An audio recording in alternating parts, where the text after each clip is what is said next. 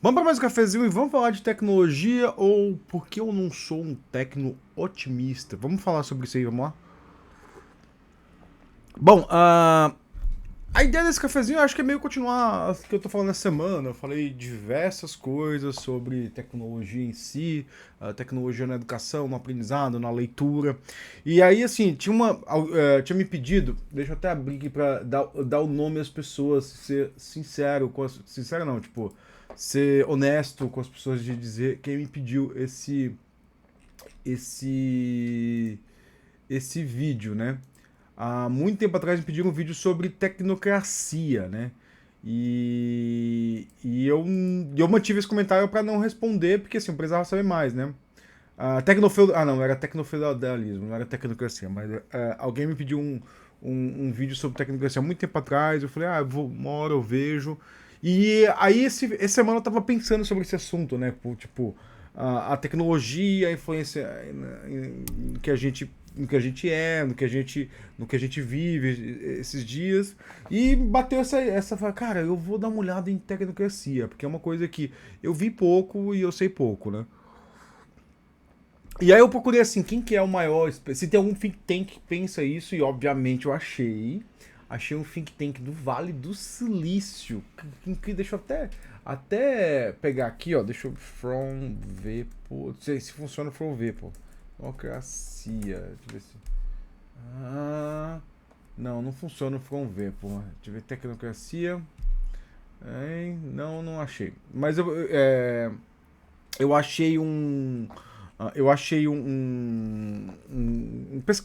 pesquisador ali do Vale do Silício, né?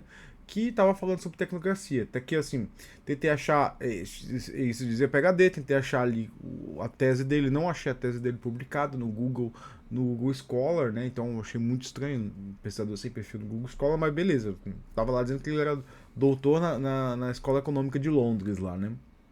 E aí, o que ele define de tecnocracia? Né, vamos lá, vamos entender assim. Eu quero começar nesse ponto e dizer por que eu não sou técnico otimista. Porque eu acho que a crítica a essa ideia tecnocrata, né, que está ali no livro do Elu, do The Technological Society, é uma é um ponto que mostra o andar da tecnologia, né?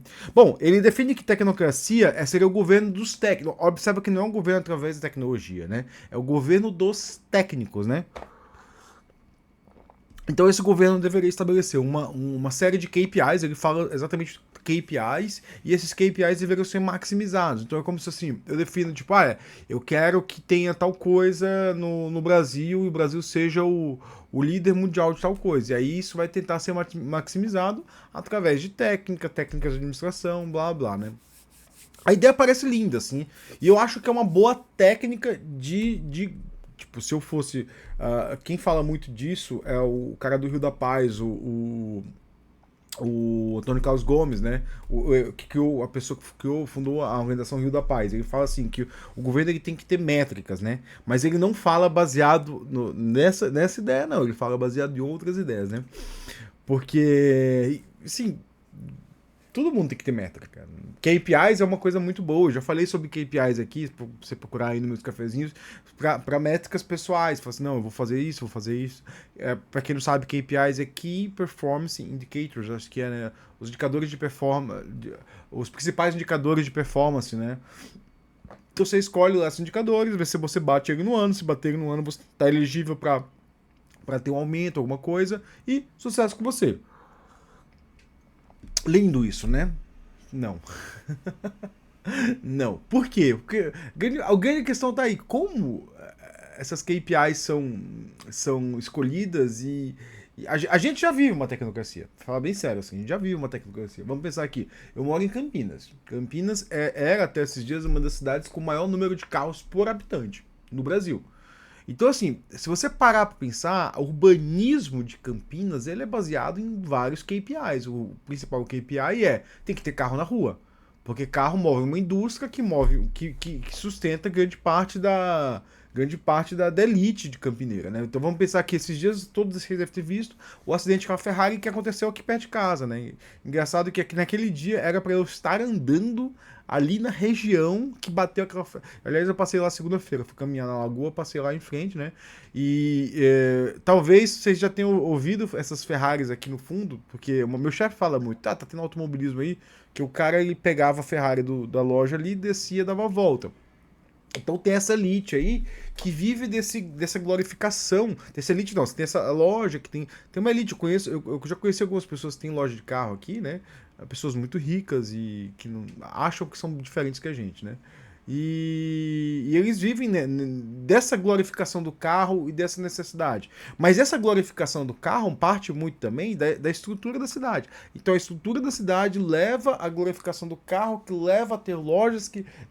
Então, você tem os KPIs que sustentam a nossa cidade. A gente já vive o Brasil vive uma tecnocracia muito bem feita, muito bem elaborada, assim, tipo, tudo que acontece aí nas nossas cidades. Eu tô falando de cidade mesmo, galera. Cidade é, tipo, o lugar que você mora, né?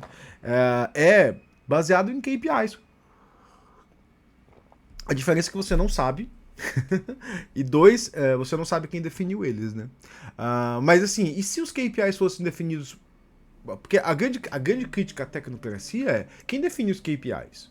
Quem define as escolhas, né? Porque aí eu chego num ponto, né? Tecnologia é escolha. Tecnologia é escolha. Tem escolha de design. Tem escolha de design. Por exemplo, eu falei ontem de leitura. Um dos pontos-chave de leitura é notificação. Tipo, a gente lê menos porque tem muita notificação no nosso mundo. A gente vive num mundo hiperconectado. A gente poderia viver num mundo menos conectado? Poderia. Os celulares poderiam ter opções de conexão e não conexão. Repara que no começo da era dos celulares, você tinha os modos de operação do celular. E aí eu chegava ali no meu Nokia, não sei o que, eu escolhia, olha, eu não quero ser interrompido. Em algum momento isso desapareceu. Por quê? Porque as empresas celulares querem que você seja interrompido. Elas querem que você viva nesse constante de hiperexcitação e blá blá. Mas por que deixaram de ter o modo não perturbe ali, de ter os modos de operação do celular? Não sei. Ou porque, assim, não, mas aí você fala assim, não, Vitor, mas ainda tenho. Sim, talvez tenha, mas está dificultado, não está na tela ali, não tem um botão para alternar o modo, né? Antigamente tinha o botão para alternar o modo, hoje não tem mais. Então, assim, eu não sei mais como. Eu que sabia muito bem, usava muito bem isso na época do meu Nokia Zone lá, não tem mais. Então, resultado, desativei todas as notificações, não quero mais. Então, tecnologia, antes de tudo, é escolha e escolha de design. Então, assim, mas qual que é o grande problema? O grande problema é assim, quem define essas escolhas e quais são os KPIs que elas estão, né? Quais são os KPIs que elas favorecem? Por exemplo, lá quando eu falei lá do tweet do tal do Mark Anderson, ele postou que, assim, uma das grandes questões, uma das formas de combater a inflação, né, que o resumo dele era isso, né, tipo, a gente vai ter que aplicar IA de forma massivamente, isso vai gerar um desemprego massivo, que vai dar um choque de preço, tudo vai ficar barato e a gente vai alcançar o Éden aí, tipo, esse ambiente mitológico do cristianismo que opera na cabeça de muitas pessoas, né, engraçado que o Éden no cristianismo não era um ambiente que não é alcançável, era só um horizonte, né, o horizonte de vida, tipo, então o horizonte para sempre caminhar até lá e nunca alcançar, né? Então o Mark Anderson ele coloca nisso, do choque de preço. E o choque de preço precisava do quê? De uma força de trabalho gigantesca. Isso aí tá no marxismo clássico, galera. Que é o exército de reposição, né? Quem falou muito bem disso aí foi um cara lá da Austrália, que era da construção civil, e falava assim, ó, a gente precisa do nível de desemprego tal, que a partir desse nível de desemprego a gente tem mão de obra barato, porque as pessoas não vão valorizar o trabalhador. Tá aí, existem KPIs. A nossa sociedade funciona com KPIs, né? Por que o Mark Anderson falou aquilo? Por que o Mark Anderson quer desemprego? Porque ele é investidor do Uber, de não sei o que, de não sei o que, de não sei o que. Ele tem todos esses investimentos do Vale do Silício, parte do número de desemprego. Imagina assim, que a gente entra no Brasil agora numa grande era de emprego e nível de renda alto. Sabe o que vai acontecer? Uber vai perder dinheiro, iFood vai perder dinheiro, um monte de empresas vão perder dinheiro. Tá aí. Tipo, por quê? Ah, porque não vai ter quem entregue. É simples assim. Não vai ter quem entregue. Porque a entrega. E aí você, mas assim, você pode partir para um segundo ponto, que é a entrega automatizada, como faz a China. Você não tem quem entregue. Assim, eu não preciso ali ter um nível de desemprego. Posso desenvolver uma tecnologia de entrega automatizada, né? Ah, mas aqui. E aí eu tô falando mais muito, tô divergindo total, né? Porque existe no Brasil, todo mundo fala assim, ah, mas no Brasil o povo rouba, né? O povo rouba, porque o povo passa necessidade, assim, tipo, quem no Brasil não trabalha 10, 12 horas para tentar um pouco mais de dinheiro? Quem? Tipo, se o cara vê ali, tá o cara trabalhando 10 horas por dia, ele vê uma sopa na rua, ele vai levar. Tipo, não tem outra opção, cara. O cara quer descansar, velho. A escolha é muito fácil pra gente que tem uma boa qualidade de vida criticar as escolhas morais dos outros, né? Mas voltando aqui ao assunto das KPIs, né? As KPIs, elas existem e elas são aplicadas. A gente não sabe quais elas são, né? E aí, o meu ponto que poderia ser assim, poderia haver uma boa tecnocracia? Poderia ser. Poderia ser se. E aí eu entro no ponto-chave do Elu aqui, tá aqui, ó, do livrinho, ó. Nesse livrinho bem aqui de 1900 e... Deixa eu ver aqui quando é que ele é mesmo. Primeiro prefácio dele. 1900, sei lá, se é 60. 64. Mas essa aqui é a tradução inglesa, né? 64. Talvez seja um pouquinho antes, né? Esse livro tá bem velho, minha brochura tá bem velha. Eu comprei uma nova aqui pra manter, ele se desmonte, né? E isso aqui tá me dando alergia também. Tem uns 12, 13. Não, tem uns 15 anos já esse livro, né? Em 1964, esse livro, ironicamente, né? E ele fala ali, ele fala sobre essas ideias, mas assim, a tecnocracia não era uma ideia, ele fala mais sobre a aplicação da técnica, né? E para que serve cada instituição, ele vai entendendo assim, o que é técnica. Pega meu vídeo, a conversa sobre minha série, conversa sobre tecnologias, eu tô falando, uma hora eu vou voltar nele. Tô só dosando meu tempo, né? Meu tempo livre. E ele fala num capítulo chamado Unbalanced Technique, a técnica desbalanceada, né? Ele fala assim que nosso grande problema é que a gente adora a tecnologia. A gente ama a tecnologia. A gente encontra a tecnologia como a solução de todos os nossos problemas, né? Então, assim, a gente tá esperando que, tipo, sei lá, algo surja, alguém lance alguma coisa que vai solucionar todos os nossos problemas. E isso nunca foi. Nunca foi a solução, né? A solução é uma parte de uma vida comum, de uma comunidade, né? Então, por exemplo, ele analisa o caso dos carros, né? Uma hora ele analisa o carro dos carros, né? E fala de uma comunidade na Índia. Infelizmente, foi muito tempo que eu li esse capítulo. E ele fala assim, que, por exemplo, na comunidade eles eram. O carro foi instituído como uma solução final, só que aquela solução não era boa. E aquela cidade já tinha uma cultura com bicicletas que a cidade não quis largar, né? Então, assim, ele questiona se realmente para aquela sociedade seria bom uma solução de automóvel, de usar automóveis por toda a cidade. Gente, faz 15 anos que eu li isso, então pode ser bem capaz de estar falando besteira, mas é isso que eu me lembro, né? Assim, que, tipo, seria bom mesmo botar carro ali ou seria bom ter outras opções, né? Porque a escolha por indústria automobilista é uma escolha tecnocrata que o Brasil assumiu para um JK. Aliás, teve alguém que fez um post, acho que foi, semana, falando assim: o que fez você parar de programar assim? Eu até brinquei, né? Foi as escolhas de JK. Porque não foi a tecnologia que fez parar de ter trem. O trem não é mais avançado que o carro, não é mais avançado que o trem. O carro e o trem são escolhas tecnológicas, né? Uma escolha tecnológica, uma escolha econômico-tecnológica, né? Tipo, foi assim: eu quero privilegiar a indústria automobilística dos Estados Unidos, por isso eu vou escolher caminhões, né? E aí todo o nosso escoamento de carga, que é um escoamento burro. É um escoamento burro. O Brasil é feito de maneira burra. E aí é feito de maneira burra porque ela não está pensando na eficiência do escoamento de carga. E nem nas questões climáticas e nem nada. Está pensando só: eu preciso vender mais caminhões para o Brasil. Só isso. Acabou. Entendeu? É uma escolha tecnocrata. Então não é que a gente vive num país ineficiente, a gente vive num país extremamente eficiente com as escolhas erradas, ou as escolhas que não pensam na população. Porque quando a gente fala com as escolhas certas, a gente tem que pensar para quem foram feitas as escolhas e quais foram os KPIs escolhidos. Porque assim, o que o cara lá do Vale do Silício fala, ele tá certo.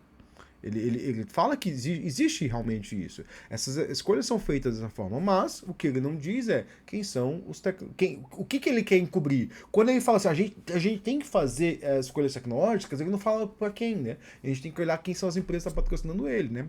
Então, provavelmente, a gente pega aí, qual vai ser a luta dos próximos anos?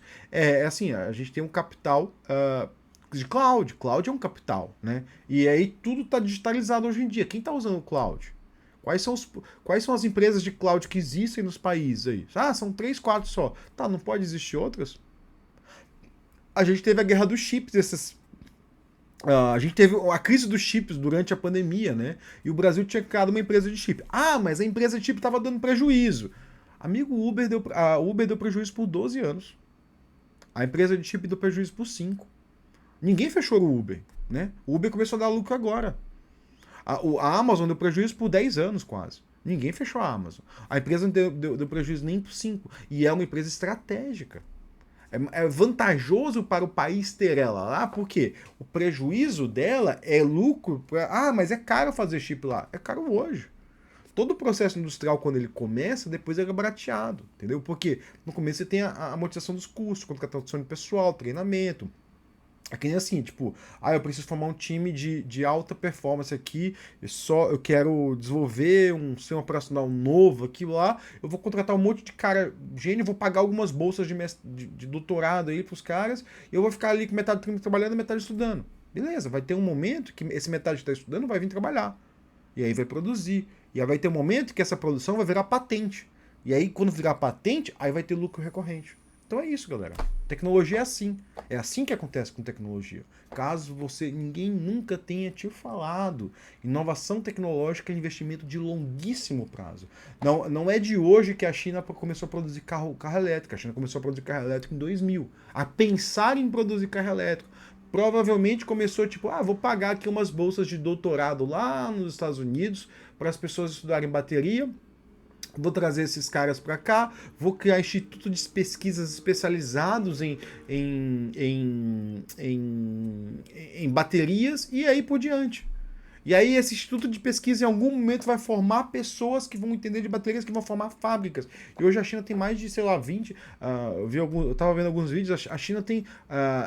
não é a BYD, é e eu acho isso bem interessante de lá, cada estado da China tem a sua fábrica de carros, né? Ao contrário isso é o contrário da industrialização brasileira, que só aconteceu em um dos estados, e os outros estados foram deixados ao Deus dará, mesmo assim, tirando investimento de lá, para quê? Para que as pessoas passassem fome naqueles estados. Então, assim, eu vou tirar investimento de um estado para as pessoas passarem fome, e aí as pessoas vão vir para o Sudeste para quê? Para ser mão de obra barata. Então aí você tem KPI aí.